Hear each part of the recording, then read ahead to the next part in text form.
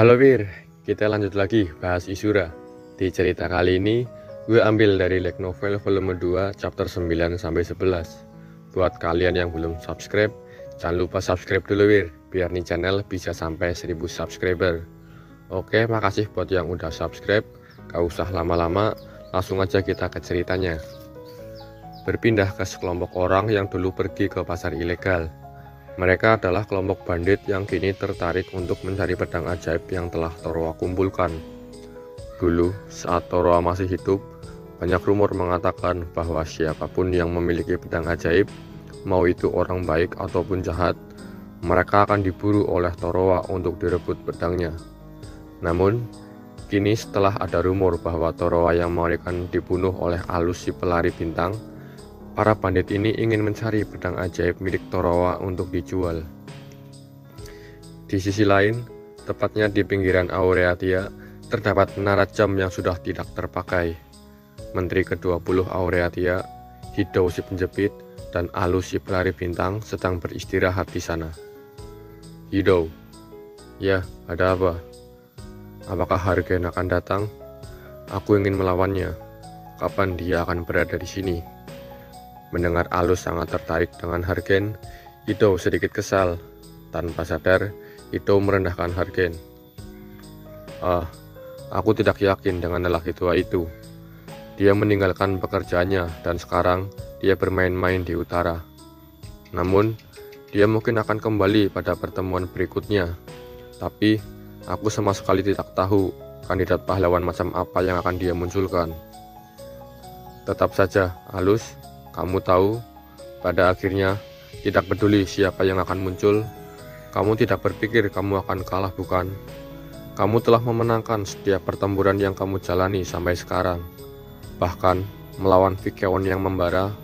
Menurutmu, waktu Hargen benar-benar akan mampu membawa kembali seseorang yang mampu melawanmu? Mendengar sahabatnya direndahkan oleh orang lain, Alus berkata dengan nada tajam, "Apakah kamu mengolok-olok Hargen?"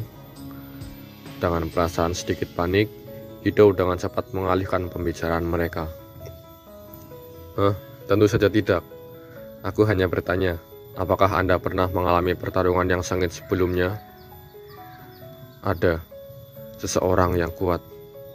Apakah itu Vikeon yang membara? Apa yang kamu bicarakan? Dia hanya naga tua, tidak kuat sama sekali. Toroa, dia jauh lebih kuat dari naga manapun. Oh, maksudmu Toroa yang mengerikan? Jadi rumor yang diceritakan semua orang itu benar ya? Bolehkah aku mendengarnya? Wyvern itu dengan hati-hati turun dari tengah menara dan memamerkan pedang yang dia keluarkan dari tasnya. Lihat ini. Ini adalah Hilen Shingen, si pedang bercahaya. Ini adalah senjata paling ampuh milik Toroa, jadi aku mengambilnya. Hidou terkejut melihat pedang yang ditunjukkan Alus. Apakah Toroa benar-benar menimbun semua pedang ajaib itu? Menyimpan kembali pedangnya, Alus menjawab, "Ya, tapi aku tidak terlalu peduli dengan yang lain, dan aku tidak bisa terbang jika tasku terlalu berat." Aduh, sayang sekali. Seperti apa Toroa yang mengerikan itu? Ya, tekniknya luar biasa. Banyak dari tekniknya yang mustahil tanpa pedang ajaib. Jika aku ceroboh sepersekian detik saat melawannya, mungkin aku sudah mati saat ini. Bagaimana kamu membunuh Toroa? Satu tembakan ke jantungnya. Aku menembak saat dia mendekat dan mengenainya.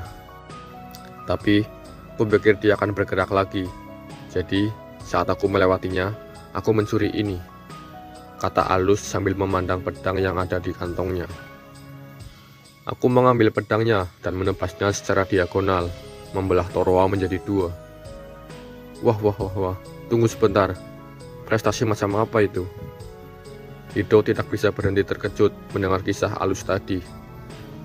Kembali ke kelompok bandit yang mencuri pedang ajaib peninggalan Toroa. Saat mereka menjelajah pegunungan White untuk mencari pedang ajaib, salah satu rekan mereka yang terpencar tiba-tiba datang mendekat dengan terhuyung-huyung. Kemudian, tubuhnya tiba-tiba terpotong-potong dan berceceran di tanah. Para bandit yang lain menjerit ketakutan. Kemudian, dilanjut satu persatu, rekan mereka mati secara tidak normal. RJT yang merupakan ketua dari kelompok itu panik dan mencoba mengancam makhluk yang membunuh rekan-rekannya itu.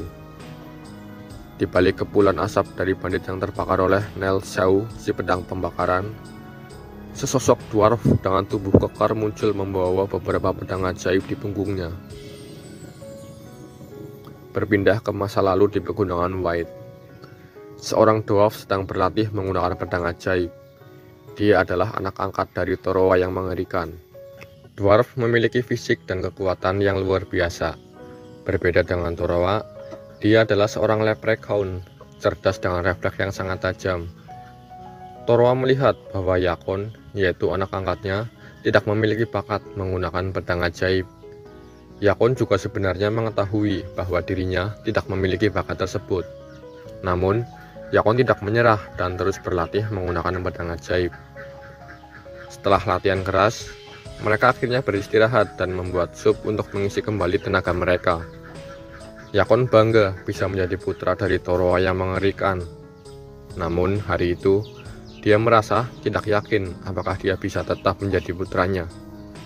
Dia menanyakan pertanyaan yang mulai ada dalam dirinya selama kehidupan sehari-hari mereka yang tenang. Ayah, bolehkah aku tidak mewarisi gelar pemburu pedang ajaibmu? Ayahnya sendiri tidak pernah mengatakan mengapa dia terus melakukan penjarahan jahatnya. Duduk di seberang meja makan, ayahnya tersenyum. Tidak apa-apa, ini akan berakhir denganku. Sambil mengisi mangkuk sup milik ayahnya, Yakon berkata, pedang ajaib mengacaukan dunia kita. Jika orang-orang akan berebut pedang ajaib itu, jika pedang itu tidak pernah ada sejak awal, maka tidak akan ada konflik apapun mengenai pedang itu. Itukah sebabnya ayah mengumpulkannya? Mendengar itu, Torowa tersenyum lembut dan berkata, dari siapa kamu mendengarnya? Tidak seorang pun. Aku baru saja memikirkannya. Merasa bahwa dia tidak perlu lagi menutupi alasan penjarahannya, Torowa memandang ke mangkuk sup dan melihat bayangan dirinya lalu berkata, kau mungkin benar. Aku mungkin berpikir begitu pada awalnya, bahwa dengan mencuri pedang ajaib, aku mungkin bisa menyelamatkan sejumlah nyawa. Tanpa senjata, tidak akan ada konflik. Cara berpikir yang mudah dan bodoh. Torowa tertawa kecil. Dunia tidak seperti itu. Bahkan, tanpa pedang ajaib, orang masih bertarung. Mereka hanya menginginkan pedang ajaib sebagai alat bertarung. Orang bahkan bisa mengubah kerikil dan potongan kayu menjadi senjata mematikan. Tanpa pedang ajaib, masa depan setelah itu bisa menjadi lebih mengerikan. Mendengar perkataan ayahnya, Yakon tidak setuju dengan ayahnya dan menganggap segala hal yang telah ayahnya lakukan pasti memiliki arti yang berharga. Itu tidak benar. Perang Timur Barat Gashin, kampanye Kapak Naga, ada banyak sekali contoh perang yang berakhir karena mereka tidak menggunakan pedang ajaib. Tidak mengira bahwa anaknya begitu membelanya, Torowa tersenyum bahagia dengan sedikit rasa sedih di hatinya. Aku membunuh orang yang hanya memiliki pedang ajaib, orang yang tidak bersalah, Torowa bergumam.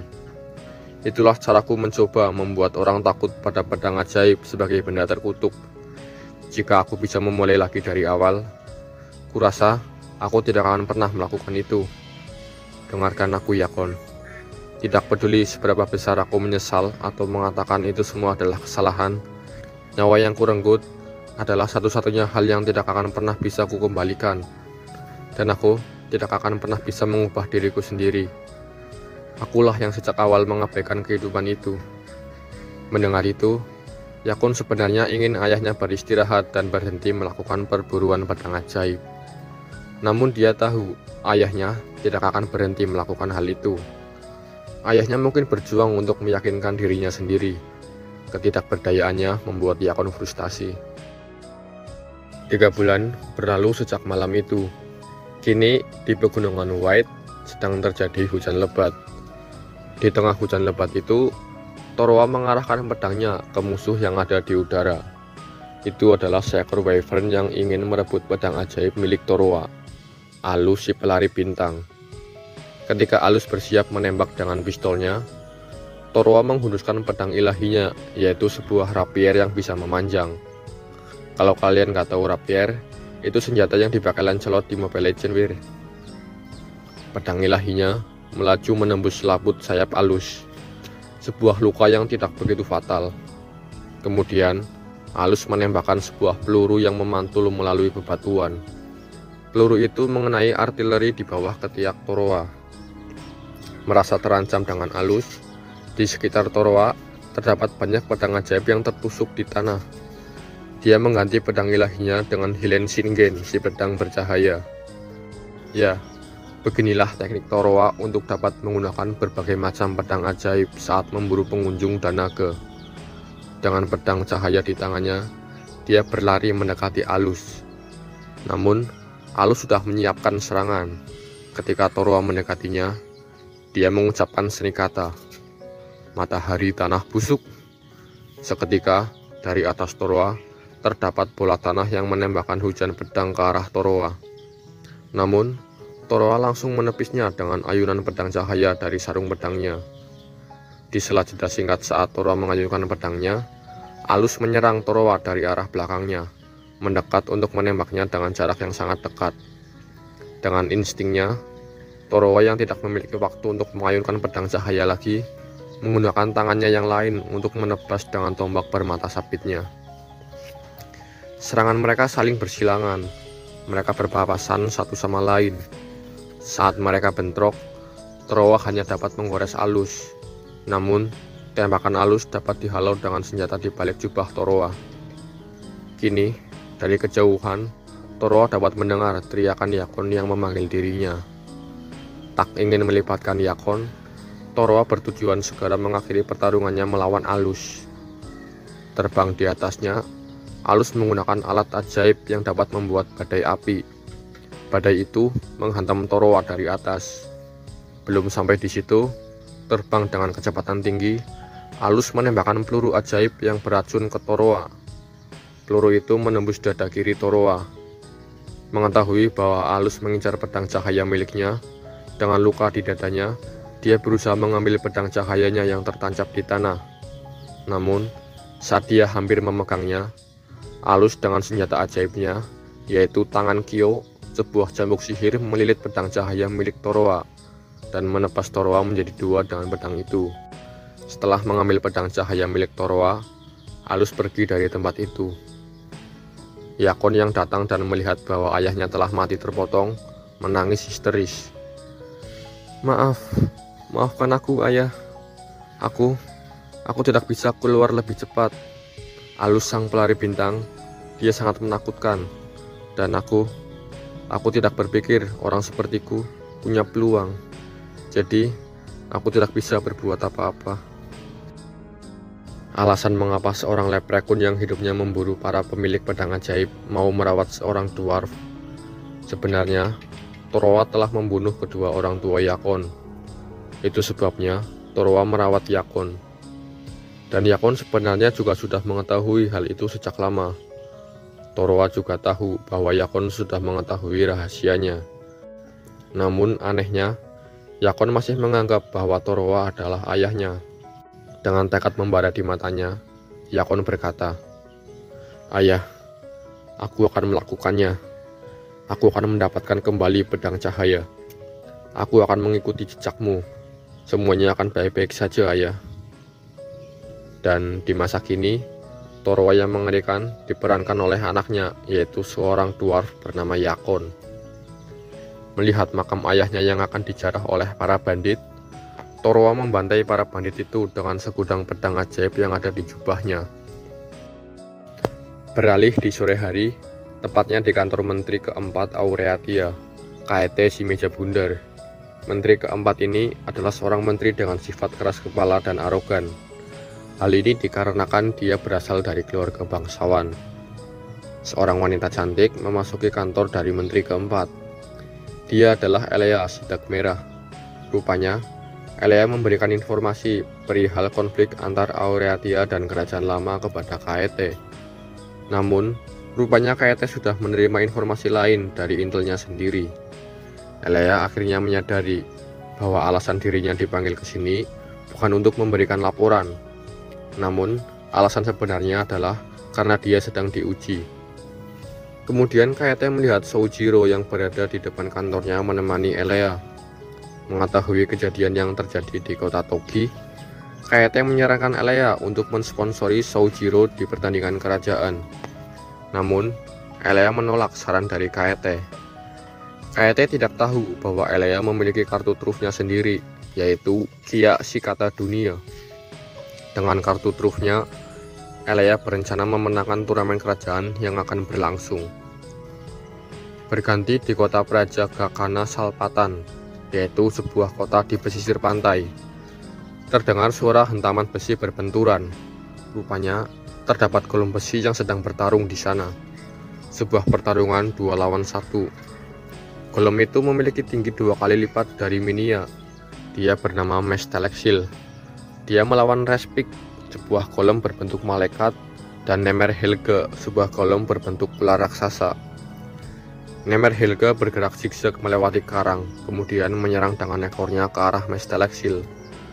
Namun lengan Mestelexil berubah menjadi pisau tajam dan melesat seperti peluru menabrak ekor Nemer Helge. Setelah benturan keras itu, Mestelexil melanjutkan serangannya dengan menendang ekor Nemer Helge. Benturan terjadi lagi dan membuat Nemer Helge terdorong ke belakang. Nemer Helge, aku lebih kuat, aku berbeda darimu. Itu karena Mama yang menciptakanku, kata Mestelexil dengan percaya diri. Namun tiba-tiba, kepala Mestelexil terbelah menjadi 2. Mestelexil terhuyung. Rupanya dari langit, Respik memancarkan cahaya termal untuk menyerang Mestelexil. Sinar itu terus membakar tubuh Mestelexil hingga membuat Mestelexil hampir hangus. Di sisi lain dari depan, Nemer Helge juga melesat menyerang Mestelexil dengan menggigit tubuh bagian atas Mestelexil dengan gigitan kuat dari rahangnya. Nemer Helge memutar rahangnya. Kini terdengar suara retakan dari tubuh Mestelexil yang terkoyak. Tak lama kemudian, tubuh Mestelexil hancur tercabik-cabik dan bertebaran di pantai. Dari kejauhan, tepatnya dari tebing yang tinggi yang menghadap ke pantai, terdapat 2 orang lansia yang duduk mengamati pertarungan golem robot itu. Persaingannya lumayan menurutku. Golemmu cukup cerdas, tapi menurutku kreasiku juga tidak kalah bagus. Seorang pria tua berkata setelah menyeruput secangkir jus jeruk. Dia memandang ke arah wanita tua itu di depannya, kemudian berbalik melihat robot malaikat ciptaannya. Seni thermal Respik menggunakan alat ajaib yang aku peroleh dalam kesepakatan dengan kota bebas Okahu. Aku yakin pertarungan yang baru saja kamu lihat memberimu gambaran yang jelas tentang kesenjangan kekuatan mereka. Mendengar ucapan pria tua itu, si wanita tua tetap tenang dan berkata, "Perhatikan baik-baik. Jangan membuat dirimu terlihat bodoh, dasar milusi si peti mati. Memangnya, apa yang bisa kamu lakukan di kondisi seperti ini, Gyasuna si poros?" Dengan percaya diri, Gyasuna memandang serpihan tubuh Mestelexil dan berkata, "Pertempuran ini masih jauh dari kata selesai. Lihatlah, itu Mestelexil." Secara mengejutkan, terdengar seni kata dari serpihan tubuh Mestelexil.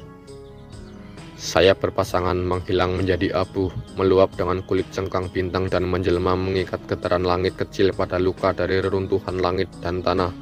Rantai halus berwarna merah. Mendeteksi ada aktivasi dari serpihan tubuh Mestelexil, Respik dan Nemer Helge secara cepat melancarkan serangannya ke arah serpihan tersebut. Respik memancarkan sinar termal seperti sebelumnya, sedangkan Nemer Helge menembakkan paku besar dari ekornya. Rupanya, dari serpihan tubuhnya, kini tubuh Mestelexil tersusun kembali. Dengan cepat, dia dapat menghindari paku dari Nemer Helge. Bahkan, saat terkena sinar termal dari Respik, Mestelexil sekarang tidak terluka.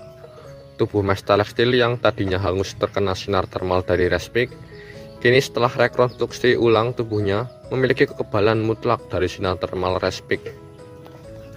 Melihat dari atas tebing, Milusi terkejut dan memberikan tepuk tangan kecil melihat kemampuan dari Mestelexil. Luar biasa, dari kondisi kehancuran total seperti itu, seni kata macam apa yang digunakan olehnya? Dengan sedikit senyum licik, Kiazuna menjawab, itu fitur pertamanya, regenerasi golem. Dia dapat menggunakan seni kerajinan untuk merekonstruksi dirinya sendiri apapun situasinya. Setelah mendengar penjelasan Kiazuna, Melusi dengan percaya diri berkata, jadi begitu. Kalau begitu, tentunya kamu harus tahu metode apa yang akan aku gunakan selanjutnya, bukan? Lakukanlah. Melusi menggunakan radio untuk mengeluarkan perintahnya. Hancurkan inti dari tubuhnya. Menerima perintah itu, Nemer Helga bentrok lagi dengan Mestelexil. Namun, kini rahangnya tidak dapat melukai tubuh Mestelexil. Beralih rencana, Nemer Helga melilit Mestelexil dan menyengatnya dengan ekornya yang seperti kalajengking. Di sisi lain, Raspik juga meluncur dari atas, menyerang dengan bilah sayapnya yang dipertajam. Dalam hitungan detik, tubuh mereka bertabrakan. Sayap Raspik meneteskan darah akibat benturan tadi. Di sisi lain, tubuh Mestelexil tercabik-cabik hingga mengeluarkan makhluk hidup seperti janin, lebih kecil dari kepala manusia. Itu adalah inti dari Mestelexil, sebuah homunculus. Mengira Mestelexil sudah kalah, Nemer Helga lengah. Meski tanpa inti homunculus, tubuh robot Mestelexil masih dapat bergerak dan memulihkan dirinya. Ia meraih rahang Nemer Helga dan menghantamkannya ke bawah. Hal itu menyebabkan benturan yang sangat keras. Kiazuna menyaksikan pemulihannya, menyatakan dengan senyum tak kenal takut. Fungsi kedua, regenerasi homunculus. Dia dapat menggunakan seni kehidupan untuk merekonstruksi dirinya sendiri apapun situasinya. Melihat kejadian ini, Melusi sangat takjub. Brilian, golem itu sendiri memiliki kemampuan untuk melantunkan seni kata. Aku tidak dapat berkata-kata. Kedua golem Melusi sekali lagi mengubah arah strateginya. Raspik mulai lagi menembakkan seni termal dari ketinggian di luar jangkauan Mestelexil. Sebaliknya, Nemer Helga mulai melingkari sisi Mestelexil. Kini, pancaran termal kembali menyerang Mestelexil. Namun, itu sama sekali tidak berpengaruh. Di atas tebing, Melusi mengerang melihat kemampuan bertahan Mestelexil. Sulit dipercaya, semuanya dibalas dengan sempurna, dan dalam waktu kurang dari 1 detik, sungguh cerdas. Dia jelas menunjukkan pemikiran independen dan belajar mempelajari cara menangani serangan Raspikku. Dengan percaya diri, Kiazuna menjawab, biar aku tunjukkan, pepatah bahwa homunculus itu lahir dengan mengetahui segalanya itu bukan hanya tahayul. Silakan lakukan, sayangnya, aku sudah memberi mereka berdua perintah. Tujuan seni termal tadi adalah untuk menghalangi indera Mestelexil dengan cahaya. Di sisi lain, Nemer Helga menghantam Mestelexil dengan tubuhnya hingga terdorong ke tepi pantai.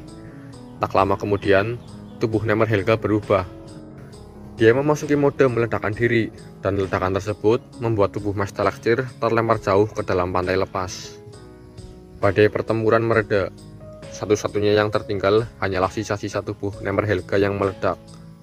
Jauh di langit, Raspik hanya menatap dengan mata dingin pada kehancuran saudaranya yang sedikit demi sedikit.